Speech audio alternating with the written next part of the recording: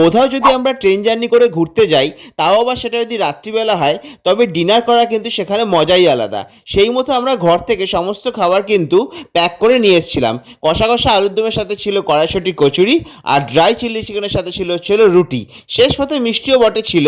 তো সেই মতো আমরা ফটাফট ডিনার করে নিলাম ট্রেন ছাড়ার সাথে সাথেই। ট্রেন কিন্তু প্রপার 10টা 40-এই ছেড়েছিল। তারপর আমরা কিন্তু চারজনে শুয়ে পড়েছিলাম। হঠাৎই দেখি মাঝরাতে এই দুটো ক্রিমিনাল জেগে উঠেছে আর শেয়ারে কোল্ড ড্রিঙ্কস খাচ্ছে।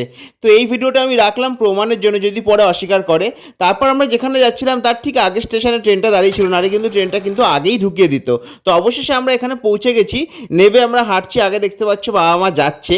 তো এবার স্টেশনের বাইরে বেরোনোর পালা। এইবার তোমাদের আর ওয়েট না করিয়ে বলেই ফেলি, আমরা এসেছি হচ্ছিল পুরী, বাঙালির বলতে পারো যেটা হচ্ছিল সেকেন্ড হোম। তো আমাদের চারজনেরই খুবই ফেভারিট প্লেস এইটা। আমরা একটা গাড়ি বুক করে এবার রুমের দিকে এগোচ্ছি।